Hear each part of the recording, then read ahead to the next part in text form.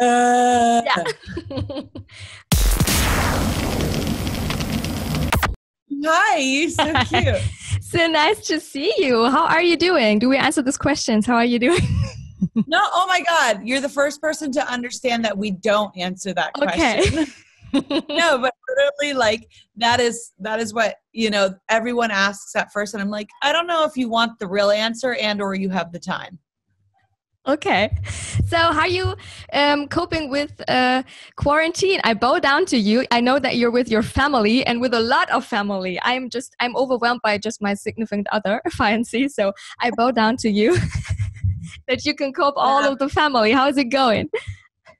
it happens. I think everyone has been overwhelmed at times, and myself included, especially being pregnant and feeling different feelings that I've never felt. I think some of those are hormones, but yeah, I mean, there's nowhere to run, so there's a lot of things to face, and you're always there, and Sure. it's beautiful though, some of it, and you've got to find your moments of positivity. You've got to find your silver linings, but I've probably handled it as best as I can, or as best as anyone could. I struggle with depression, and you know I think if you've struggled with anxiety or depression or anything like that before the pandemic, while in the pandemic, it's been it Sure. highlighted. Yeah, sure, So sure. yeah, I mean, like, I'm okay to like share my crazy. I don't hide my crazy. Like, I'm kind of kooky. I'm kind of crazy. I'm an artist. I have a creative Good. brain. Yeah. Uh, but And that's I wear perfectly fine. my heart on my sleeve. As you can see, I covered myself in daisies. I mean, it's not really daisies. I cheated a little bit, but I said it's a little bit like a model party, okay? Yeah, it worked. I appreciate it. I'm not in daisies, but very floral. It's fine too. Thank you for daisies. It's an amazing song. It's just an uplifting song, a song of redemption, and it's just the song we needed. So thank you for doing it. And the video, I know it's not how you expected it to be or how you wanted it to be, but I think it fits perfectly. What do you take out of this quarantine, like in your pandemic, after pandemic life 2.0? Well, yeah, I mean, Daisies definitely has given me a lot of gratitude. It's reminded me that like nothing is promised and nothing is certain, and plans change, and you better go with the flow, and you better be grateful every single day that you get, and the experience that you get.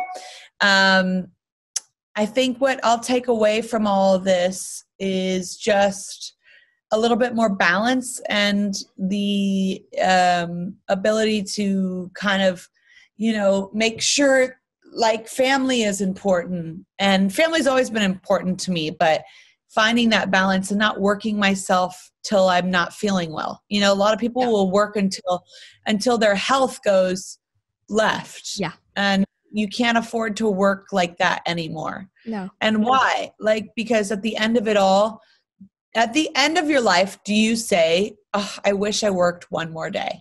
No. Definitely No, not. you don't. I love what I do, and I don't feel like it's work. And I love being a messenger and a storyteller, and I love music. So, it doesn't feel like work, but I can work myself to the bone. Yeah, And, sure. That's one big takeaway for me. That's a dangerous thing about when you do what you love, then you don't have to work one day, but then you mix it up kind of. Yeah, it's a passion, and then you don't take it as work, and then that's the dangerous thing about it. But it was a progress, right? It was a progress of the last 2 years that you came to the point now that you can sit here and say that, isn't it? Yeah. Because record that's coming out in August is a record I wrote over the last 2 years, and those 2 years were really dark for me.